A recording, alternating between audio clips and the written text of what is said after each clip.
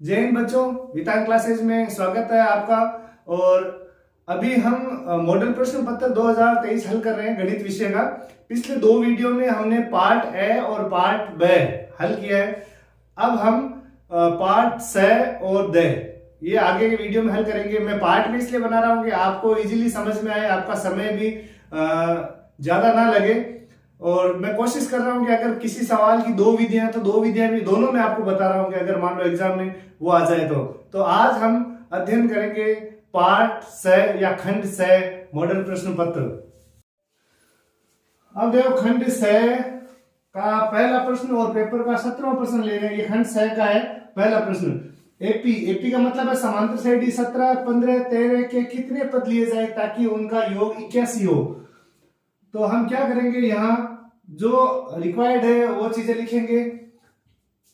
या तो सबसे पहले आप योग का सूत्र लिख सकते हो, समांतर श्रेणी के n पदों का योग। समांतर श्रेणी के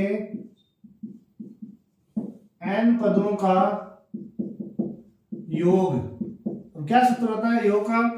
एस एन बराबर n बटे 2 2a plus n minus 1 into d कोष्टक बंद। इसको आपको याद करना ही है। यानी ये आपको किसी भी ऐसा नहीं है कि इसका कोई ट्रिक है, इसको आपको याद करना है। एस एन योगफल, n पदों का योगफल। अगर n पद याद करें तो an या tn लिख सकते हैं, और जब योग याद करते हैं तब एस एन आएगा। n बटे 2 2a plus n minus 1 into D, ये योग का सूत्र हो गया।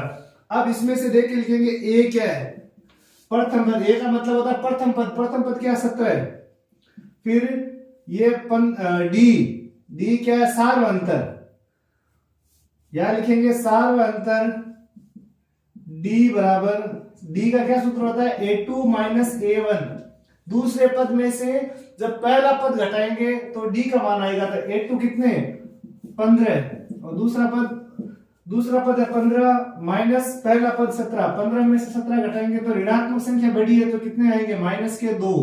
ये हो गया आपके पहला पद 17, सार्वंतर डी बराबर माइनस 2। और क्या चाहिए इसके अंदर? n। अब n कितने? n हमारे पास है ही नहीं। n का मतलब हमें पदों की संख्या ज्ञात करनी है। n हमें ज्ञात करना, तो यहाँ हम क्वेश्चन मार्क लगा देंगे। n नहीं है हमारे पास। अब देखो ये क्या है? उनका योग 81 हो। योग का मतलब क्या हुआ? इन सब पदों का योग 81 है, तो 81 क्या है? एस एन बराबर 81। अब ये जितने भी मान है वो हम यहाँ इस सूत्र में रखेंगे। देखो एस एन का मान है हमारे पास 81, तो 81 लिख दिए, बराबर का चिन्ह लगा दिया, n बटे 2। अब n का मान हमारे पास है ही नहीं तो n को n ही रखेंगे, बटे 2। फिर है 2a, 2 गुणा, देखो दोनों के बीच में कोई चिन्ह नहीं है इसलिए 2 और a आपस में गुणा है, तो 2 गुणा a का मान है 17, तो ये लिख दिए 17 प्लस n माइनस 1। n का मान हमारे पास है नहीं, माइनस 1 इंटू डी का मान कितना है? डी का मान है माइनस 2। डी है सार्वंतर माइनस 2, ये लिख दिया पूरा। तो जब भी आप सूत्र में मान रखते हो तो सबसे पहला काम ये है कि मान आप सावधानी से रखें कि आगे गलती ना हो। तो सबसे पहले देखो एस एन का मान 81 था, n बटा n का मान है नहीं, बटे 2 सूत्र में है 2a, 2 इंटू पहला पद 17, n माइनस 1, n है नहीं, और डी का मान माइनस 2, ये मान लिख दिया। अब क्या करना है आपको? ये 2 इधर तीर से गुणा करेंगे, यानी 2 है वो 81 से गुणा हो जाएंगे, तो 81 गुणा 2 फिर n।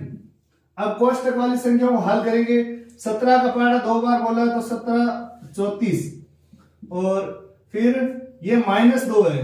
माइनस 2 का क्या करेंगे? माइनस 2 पहले n से गुणा होंगे, तो n गुणा माइनस 2, और फिर माइनस 1 से गुणा होंगे तो माइनस 1 गुणा माइनस 2।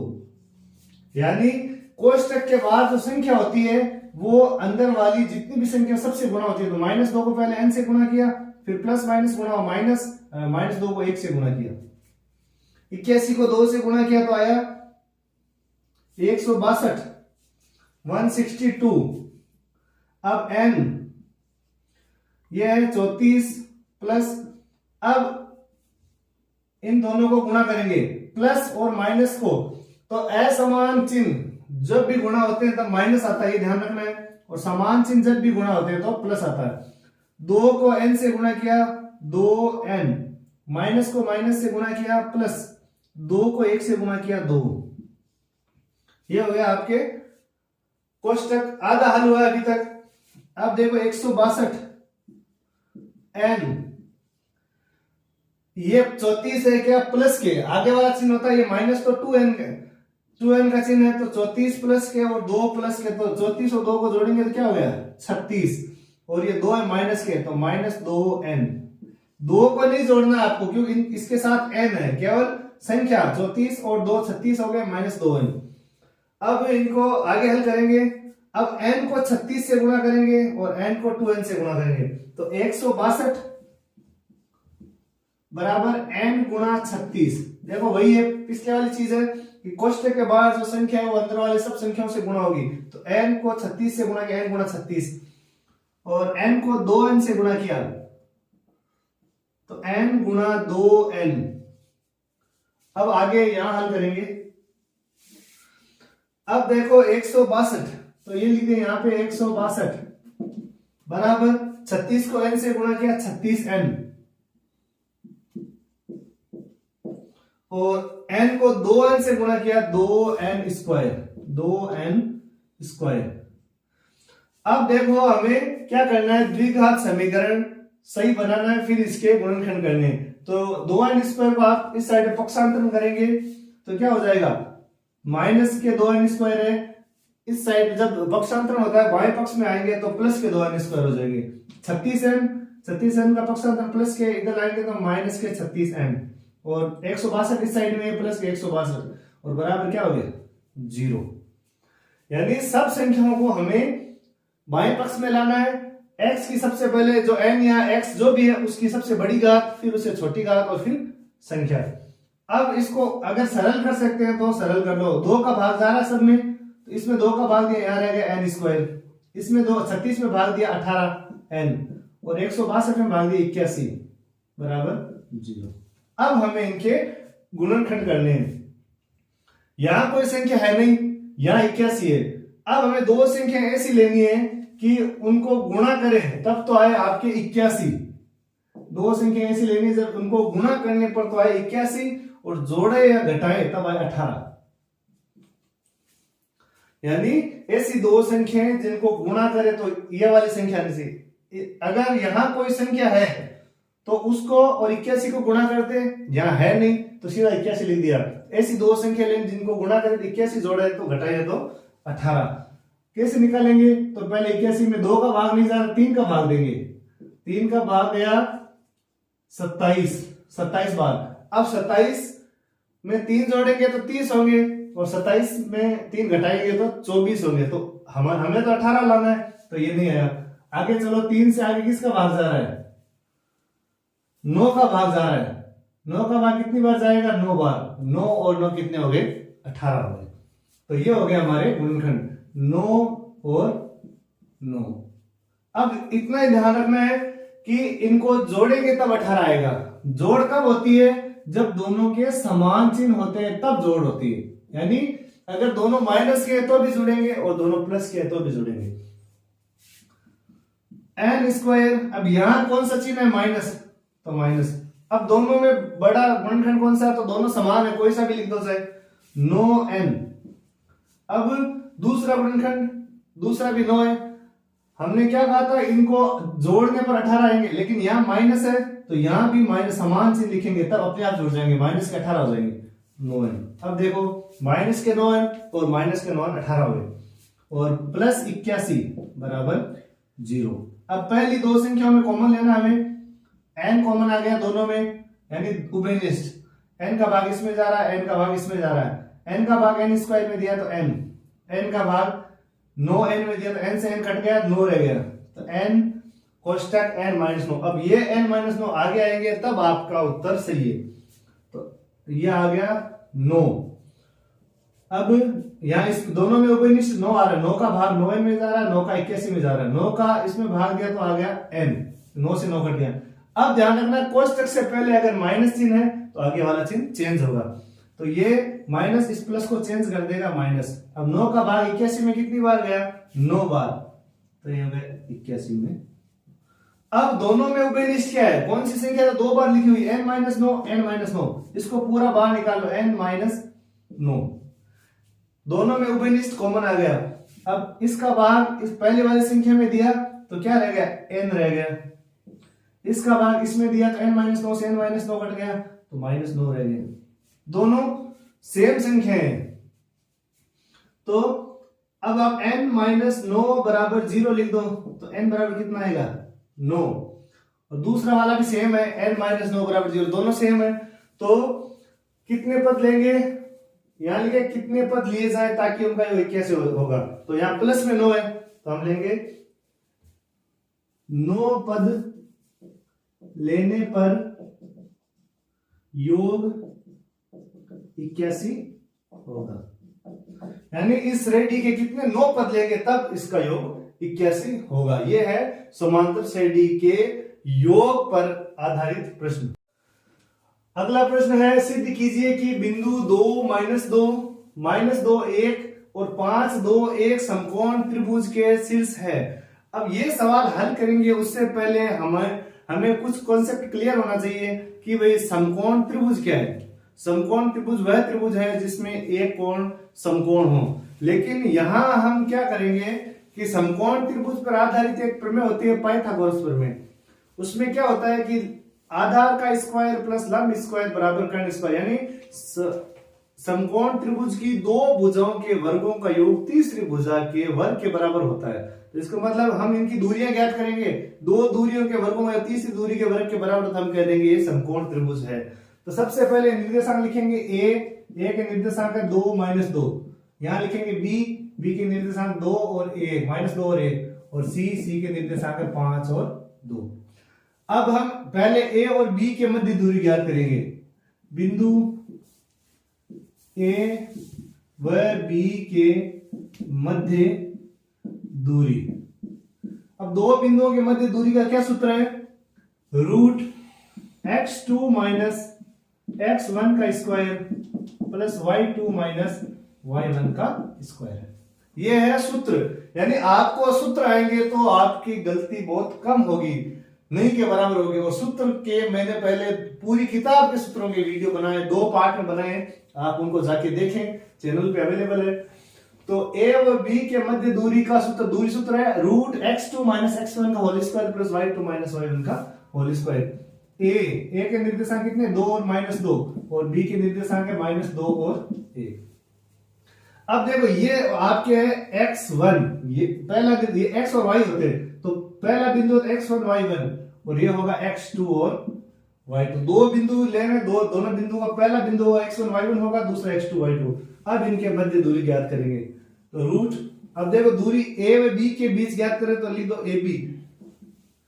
ab बराबर x2 माइनस x1, x2 क्या है माइनस 2 माइनस, देखो ये माइनस 2 x2 का मान है, फिर माइनस सूत्र में तो माइनस लिख दिया। अब x1 है 2 इसका whole square plus y2 minus y1 का होल स्क्वायर। y2 कितना है 1 माइनस y1 कितना है, अब देखो यहां ध्यान से देखना है, y2 है 1 माइनस y1 कितना माइनस 2, y1 माइनस 2, तो हमें ये लिखना है, इसलिए यहां मंझला कोष्ठक लगाया, ये y2 माइनस y1 का मान माइनस 2 है का होल स्क्वायर। अब इसको हल करेंगे, अब देखो माइनस 2 और माइनस 2 क्या कितने हो गए, माइनस 2 और माइनस 2 को जोड़ेंगे तो माइनस के 4 हो गए। और यहां थोड़ा हल करना पड़ेगा, 1 और माइनस माइनस गुणा किया प्लस 2 का होल स्क्वायर। अब माइनस का स्क्वायर क्या होता है, माइनस को माइनस से गुणा करते हैं, समान चिन्ह गुणा होता है तो प्लस हो जाता है, तो ये प्लस हो गया। 4 का स्क्वायर, 4 को 4 से गुणा करेंगे 16, स्क्वायर का मतलब है उस संख्या को उसी संख्या से गुणा करना। 4 का हो गया 16, 1 में 2 जोड़े हो गए 3 का स्क्वायर। अब 16, ये तो 16 हो गए, और 3 का स्क्वायर हो गया 9, 16 और 9 कितने हो गए 25, और 25 का वर्गमूल कितना होता है 5। तो आपके AB का मान आ गया 5, पहली भुजा आ गई 5 इकाई लिख सकते हो आप, भुजा है। और फिर AB ज्ञात कर लिया, अब हम BC की दूरी ज्ञात करेंगे, तो यहां लिखेंगे B के निर्देशांक, B के निर्देशांक कितने -2 और 1, और सी के निर्देशांक कितने, 5 और 2। तो ये हो गया x1, ये y1। अब जो दो बिंदु ले रहे हैं वो रहेंगे, अब ये x1 रहेगा, ये y1, और ये x2 और y2। ऊपर वाले नहीं देखने के ये x2 है। अब दोबारा करें, दूसरी दूरी याद कर रहे हैं, वही सूत्र रूट। सूत्र एक बार लिखना, आपको बार बार नहीं यूज करना सूत्र यूज करना, लिखना नहीं है बार बार। x2 5, ये x2 माइनस x1 कितना है, -2। ये तो माइनस है सूत्र वाला, x1 -2, तो यहां लिखो -2, छोटा कोष्टक बंद करो, मझला कोष्टक और स्क्वायर। y2 कितना है, 2 माइनस y1, 1 का स्क्वायर। अब देखो 5 माइनस और माइनस को गुणा करेंगे प्लस हो जाएगा, 5 + 2 का स्क्वायर। पहले जो कोष्टक के अंदर की चीजें वो हल करनी है, उसके बाद में स्क्वायर लगाना है। प्लस 2 में से 1 गया, क्या रहा, 1 का स्क्वायर। 5 और 2 को जोड़ा, कितने हो गए, 7 का स्क्वायर प्लस 1 का स्क्वायर। 7 का स्क्वायर मतलब 7 को 7 से गुणा करेंगे, तो 7 का पहाड़ा 7 बोलेंगे तो गुण 49 प्लस 1, ये हो गए √50। अब आप इसको √50 ही रख सकते हैं, या थोड़ा सा आगे हल करो तो कर सकते हो। अब आगे इसे हल करेंगे तो क्या आएगा, देखो √50 को कैसे हल करोगे, √50 यानी 50 एक बार, 2 का भाग दिया 25 बार, 5 का भाग दिया 5 बार, और 5 का भाग दिया 1 बार। ये तो जोड़ा बन रहा है, और ऊपर वाला 2 एक बार आया, तो इसको आप लिख सकते हो 5√2। ये हो गया आपके BC, B और C के मध्य दूरी। अब क्या करेंगे, C और A के बीच की दूरी ज्ञात करेंगे, AC। अब A का निर्देशांक है 2 - 2, और C का निर्देशांक है 5 और 2। तो ये हो गया x1, ये हो गया y1, ये हो गया x2 और ये हो गया y2। यानी पहले AB की दूरी, फिर BC की दूरी, फिर AC की दूरी। वही सूत्र लगाएंगे वापस, x2 - x1 वाला दूरी सूत्र। x2 है 5 - x1 है 2, सीधा इसमें कोई माइनस वाला है नहीं, तो 5 - 2 का स्क्वायर प्लस y2 है 2। अब देखो y1 में माइनस, लेकिन 2 ये माइनस है सूत्र वाला, y2 माइनस, और y1 कितना है, -2।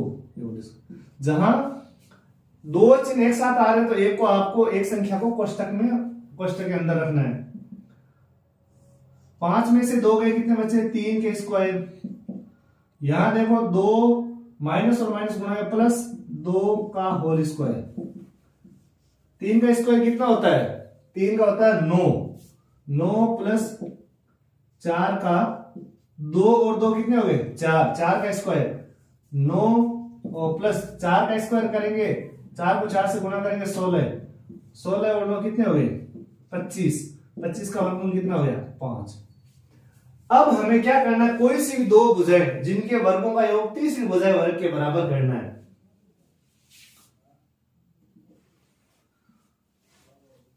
पाइथागोरस प्रमेय से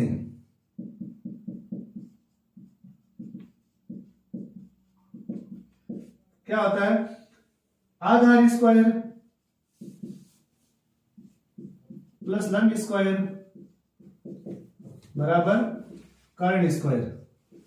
अब हमें कैसे पता चलेगा कौन सा आधार है, कौन सा लंब है, कौन सा कर्ण है। हमें ये ध्यान रखना है कि कौन सी 2 भुजाओं के वर्गों का योग तीसरी भुजा के वर्ग के बराबर हो सकता है। तो देखो यहाँ है 5 और यहाँ है 5, तो ये ले लो 5 का स्क्वायर प्लस 5 का स्क्वायर, ये दोनों, और तीसरी भुजा कौन सी रहेगी, 5√2, तो 5√2 का स्क्वायर। 5 का कितना हुआ, 25, इस 5 का कितना हो गया, 25। अब 5√2 का स्क्वायर कितना होगा, तो देखो 5√2 को 5√2 से गुणा करेंगे।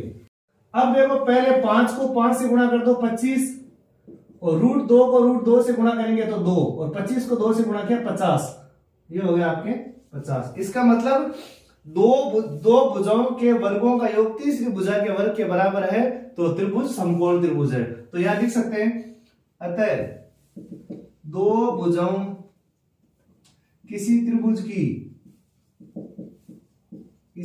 की दो भुजाओं के वर्गों का योग तीसरी भुजा के वर्ग के बराबर है, वर्ग के बराबर है। अतः त्रिभुज समकोण होगा, समकोण त्रिभुज होगा। ये हो गया, ये हमने इसको सिद्ध कर दिया। पहले तीन बिंदु दिए हुए थे ए बी सी, तो पहले ए और बी के बीच की दूरी ज्ञात की दूरी सूत्र से, तो 5 आए। फिर बी और सी के ज्ञात की, तो √50 है, 5 √2 है। फिर ए और सी के बीच की दूरी ज्ञात की 5। अब कोई सी भी दो भुजा ले सकते हो, हमें ये नहीं बताया कि कर्ण कौन सा तो कौन दे, हमें यहाँ हमें कॉमन सेंस यूज करना है। ये दोनों भुजाएं ले ली हमने, 25 25, तीसरी भुजा का वर्ग 50 हो रहा है, इनको जोड़ेंगे तो 50 आएगा। इन दोनों को जोड़ेंगे तो 50 और ये भी 50। इसका मतलब क्या हुआ कि दो भुजाओं के वर्गों, किसी त्रिभुज की दो भुजाओं के वर्गों का तीसरी भुजा के बराबर होती है तो वो त्रिभुज समकोण त्रिभुज होता है। 19वां प्रश्न है, निम्नलिखित वर्गीकृत आंकड़ों का कल्पित माध्य विधि से माध्य ज्ञात करो या समांतर माध्य ज्ञात करो। बहुत आसान विधि है कल्पित माध्य विधि। या तो हमें कल्पित माध्य दिया हो सकता है, दिया अगर हो गया तो दिमाग लगाने की जरूरत ही नहीं है, आपको सीधा मान रखना है, उत्तर निकालना है। अगर नहीं दिया हुआ तो कैसे कल्पित माध्य ज्ञात करेंगे। तो देखो ये वर्ग दिया हुआ, वर्ग अंतराल वर्ग 11 से 13, 13 से 15, 15 से 17, 17 से 19, 19 से 21, 21 से 23, 23 से 25। ये है आपके बारंबारता। अब क्या कॉलम बनेगा, कॉलम भी मैंने जो पूरी किताब के सूत्र लिखाए थे सेकंड पार्ट में मैंने इनके कॉलम लिखाए थे ताकि आपके गलती ना हो। कॉलम आप पहले लिख सकते हो। इसके बाद में थर्ड कॉलम बनेगा वर्ग चिन्ह का, वर्ग चिन्ह, इसको क्या बोलते हैं एक्स। थर्ड तीसरा कॉलम ये बनेगा। उसके बाद बनेगा d बराबर x माइनस कल्पित माध्य और अंतिम कॉलम बनेगा FD। ये बोलो यहाँ a आएगा, a कल्पित माध्य होता है, वो आगे निकालेंगे। अब देखो वर्ग चिन्ह कैसे निकालते हैं। 11 पहले इन दोनों को जोड़ दो, 11 और 13 को, तो दोनों जोड़ा तो हुआ 24 और 24 का आधा कितना हुआ, 2 का भाग देना है। वर्ग चिन्ह पहले बताया था 11 निम्न सीमा प्लस ऊपरी सीमा बटे 2, 24 बटे 2 बराबर 12। तो पहला मान आ गया आपने 12। अब अंतर कितने का है, अंतर है 2 2 का, तो अंतराल 2 का, तो 2 2 जोड़ते चलो, 12 और 2 14, 14 और 2 16, 16 और 2 18, 18 और 2 20, 20 और 2 22 और 22 और 2 24। यानी पहला आप निकालो वर्ग चिन्ह, उसके बाद में जो अंतराल है वो सब में जोड़ते चलो। अगर बराबर अंतराल है तो यानी 12 आगे, 12 से आगे 2 जोड़े 14, 14 से आगे 2 16, 18, 20, 22 और 24। अब क्या करना है, यहां सबसे महत्वपूर्ण चीज यही है, सबसे बीच का पद देखना आपको। सबसे बीच का पद क्या है, अब देखो इसमें कितने पद है, 1 2 3 4 5 6 7, यानी चौथा पद होगा बीच का। अब चौथे पद के सामने x का मान कितना है 18, तो आपके कल्पित माध्य होगा 18। अब मान लो यहाँ तो 7 है, 6 पद आ गए, तो आप कैसे निकालोगे, बीच में 2 रह जाएंगे, यानी 6 तो बीच में 2 रह जाएंगे, तो बीच में अगर 2 रह जाए तो बड़ी बारंबारता उसके सामने x का मान है, वही आपका कल्पित माध्य होगा। तो यहां आप एक बार लिख दो कल्पित माध्य। क्या लिया आपने, कल्पित माध्य, कल्पित माध्य को लिखते हैं a बराबर 18 लिया आपने। कितने लिए 18। फिर बता रहा हूं 18 क्यों है, इन पदों के बीच में बारंबारता में सबसे बीच का पद कौन सा है, उसके सामने x का मान होगा, वो कल्पित माध्य होगा। अब यहां आप लिख दो 18, यहां 18 क्या इधर लिखा हुआ है 18 है कल्पित माध्य। अब x में से 18 घटाने हैं, यानी x माइनस 18, 12 में से 18 घटाने, तो 12 में से 18 घटाए तो कितने बचे, माइनस के 6 बचे। 18 में से 12 घटाते हैं तो प्लस के बचते हैं, लेकिन 12 में से 18 गए तो 6 बच गए। फिर 14 में से 18 गए तो माइनस के 4, फिर 16 में से 18 गए माइनस के 2। अब देखो 6 4 2, फिर आएगा 0, फिर 2 2 जोड़ते चलो 2, फिर 4 और फिर 6। ये क्रम से चलेंगे। देखो 12 में से 18 गए 6, 14 में से 18 गए 4, 16 में से 18 2, 18 में से 18 0, 20 में से 18, अब ये बड़ी संख्या आ गई, 20 में से 18 प्लस के 2, फिर प्लस 4 और प्लस 6। अंतिम कॉलम क्या है? F D. एफ डी का मतलब हुआ आपको बारंबारता का कॉलम और डी के कॉलम को गुणा करना है। यहाँ एफ और डी का मतलब है ये एफ कॉलम और डी कॉलम, इनके बीच कोई चिन्ह नहीं है, इसका मतलब इनके बीच गुणा का चिन्ह है। अब एफ कौन सा? ये 7 को 6 से गुणा करेंगे तो कितने आए? 42। 6 को 4 से गुणा किया 24। 9 को 2 से, ये बीच वाले एक बार छोड़ देना आप, नहीं तो गलती से गुणा हो गया अगर एक भी तो आपका पूरा प्रश्न गलत हो जाएगा, तो ध्यान से गुणा करना है। 7 को 6 से, 6 को 4 से, 9 को 2 से गुणा किया तो माइनस के 18। फिर 13 को 0 से गुणा किया 0, फिर 20 को 2 से गुणा किया 40 सॉरी 20 को 2 से गुणा किया तब आया 40। 5 को 4 से गुणा किया तो आया 20, और ये लास्ट में 4 को 6 से गुणा किया 24। अब देखो हमें क्या करना है, जहां एफ लिखा हुआ उस कॉलम का योग करना है। एफ और एफ नहीं है तो योग करना ही नहीं है आपको। तो देखो एफ कॉलम किस में? एक तो बारंबारता में और एक इसमें, तो इन दोनों का योग करना है। तो बारंबारता का योग करो सिग्मा एफ। सिग्मा का मतलब है योग और एफ का मतलब है एफ कॉलम का योग करो। 7 और 6 कितने हो गए? 13। 13 और 9 हो गए 22। 22 और 13 22 + 32 और 32 और 3 35। 35 और 20 ये हो गए 55। 55 और ये 5 60। 60 और 4 64। इसका योग हो गया 64। अब हम कौन से कॉलम का योग ज्ञात करेंगे? F D. यहां होगा सिग्मा।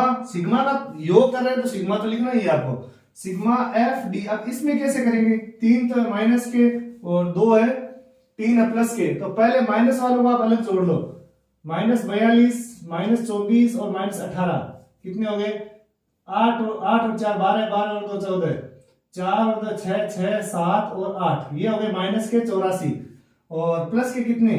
4 40 20 और 24, प्लस के हो गए 4 2 6 और 2 8। माइनस के भी 84 हो गए, प्लस के भी 84 हो गए, तो कितना हो गया सिग्मा एफ डी का मान? 0 हो गया। यानी ये भी 84 है, ये भी 84 है, और दोनों का यानी -84 और +84 यानी 0 हो गया मान इसका।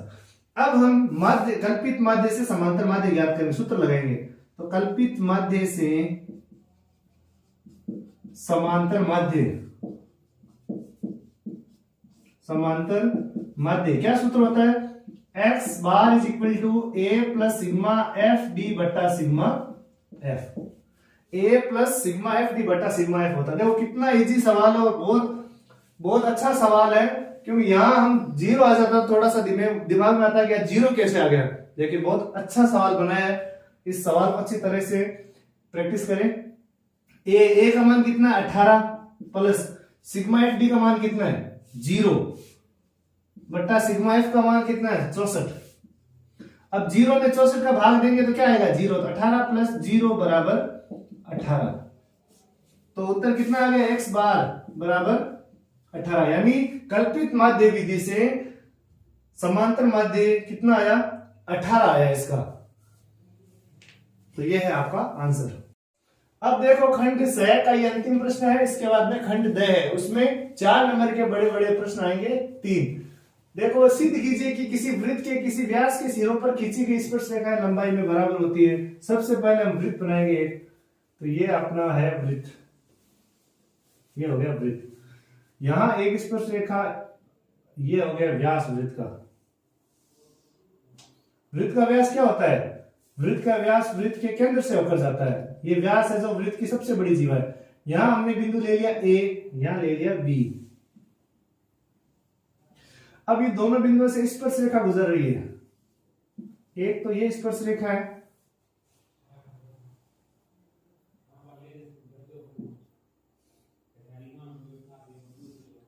एक ये स्पर्श रेखा है। अब जब आप इनको स्केल से खींचोगे तो सीधी सीधी खींचना है। अब देखो हमें क्या सिद्ध करना है? पहले तो हम लिखेंगे दिया क्या हुआ इसके अंदर, तो दिया गया है दिया क्या है कि किसी वृत्त, तो ये हो गया वृत्त, व्यास ए बी, ये सिरों पर स्पर्श रेखा है पी क्यू और आर एस। तो हम इसको इस तरीके से लिखेंगे कि वृत्त, सॉरी, ओ केंद्र वाले वृत्त, ओ केंद्र वाले वृत्त के व्यास के सिरों पर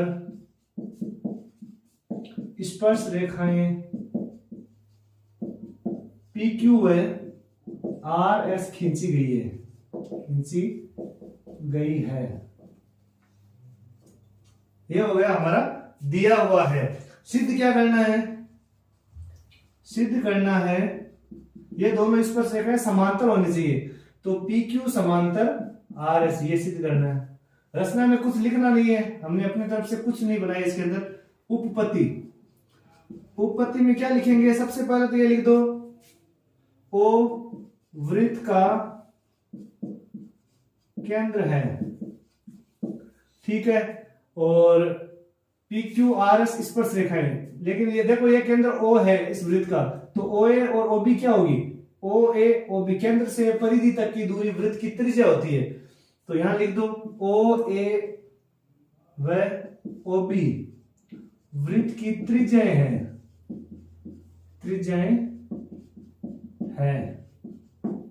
और पी क्यू और आर एस क्या है? पी क्यू व आर एस वृत्त की स्पर्श रेखाएं है। अब देखो, वृत्त की त्रिज्या और स्पर्श रेखा के बीच कितने डिग्री का कोण होता है? समकोण होता है, यानी वृत्त की त्रिज्या स्पर्श रेखा पर लंब होती है। ये लिखेंगे, वृत्त की त्रिज्या स्पर्श रेखा पर लंब होती है। लंब का मतलब 90 डिग्री का कोण बनाती है। तो हम क्या लिखेंगे?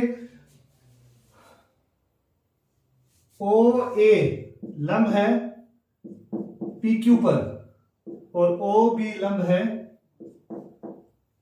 आर एस पर। अब देखो, ये कोण कितने डिग्री? अगर लंब है तो 90 डिग्री का कोण बनेगा। तो कोण ओ ए पी, कोण ओ ए पी बराबर 90 डिग्री। अब चाहे इस साइड में ले लो चाहे इस साइड में, दोनों साइड में 90 डिग्री का कोण बनेगा। यहां कोण कितने डिग्री का बनता है? तो यहां ये ओ बी लंब है आर एस पर, तो ये कोण लेंगे तो ओ बी एस, कोण ओ बी एस भी कितने डिग्री का होगा? 90 डिग्री का। अब देखो, अगर एकांतर कोण, ये दोनों एकांतर कोण है, बराबर हो गए, तो क्या होगा? दोनों रेखाएं समांतर होगी। अगर मान लो हम ये नहीं ले रहे हैं और ये ले रहे हैं ओ बी आर, मान लो ओ बी आर ले रहे हैं, तो ओ बी आर भी 90 डिग्री का होगा। दोनों को जोड़ेंगे, कोण ओ ए पी प्लस कोण ओ बी आर, 90 प्लस 90 बराबर 180 डिग्री। यानी ये दोनों आसन कोण है, इनका योग 180 डिग्री हो रहा है, तो ये दोनों रेखाएं समांतर होगी। और एकांतर कोण बराबर है तो भी समांतर होगी। चूंकि आसन कोणों का योग 180 डिग्री है, तो पी क्यू समांतर, तो रेखाएं, दोनों रेखाएं समांतर होगी। तो पी क्यू समांतर आर एस, दोनों रेखाएं समांतर होगी। ये सिद्ध करना है एचपी, यानी एचपी का मतलब क्या होता है कि दोनों रेखाएं हमने सिद्ध कर दी समांतर। तो देखो, सबसे पहले वृत्त बनाया, क्या था? ओ बनाया, दो स्पर्श रेखाएं खींची व्यास के सिरों से ए और बी, तो ये तो स्पर्श रेखा, ये त्रिज्या, तो समकोण बनाया। ये भी स्पर्श रेखा, त्रिज्या स्पर्श रेखा लंब होती है, तो ये भी 90 डिग्री कोण। दोनों को जोड़ा, एक साइड के कोण है, आसन कोण है, दोनों को जोड़ा 180 डिग्री हुआ। तो आसन कोणों का योग 180 डिग्री या संपूरक कोण है, तो दोनों रेखाएं क्या होगी? समांतर होगी। तो पी क्यू और समांतर आर एस, ये हमें सिद्ध करना था। तो ये बच्चों, ये है आपका खंड 6 या पार्ट सी आपके पेपर का। इस टाइप के इसमें आपके बोर्ड परीक्षा में सवाल आएंगे, आपको तैयार रहना उस स्थिति के लिए। और कोशिश ये करनी है कि ज्यादा से ज्यादा आप अभ्यास करो इस तरीके के प्रश्नों का। जो इस प्रश्नावली है उसी प्रश्नावली में से आएंगे, अभ्यास ज्यादा से ज्यादा करें ताकि अच्छे नंबर बने। और कोशिश करते रहें। और अगर आपने अभी तक मेरे चैनल को सब्सक्राइब नहीं किया तो सब्सक्राइब करें, अपने दोस्तों तक पहुंचाएं ताकि उन्हें भी लाभ मिल सके। धन्यवाद।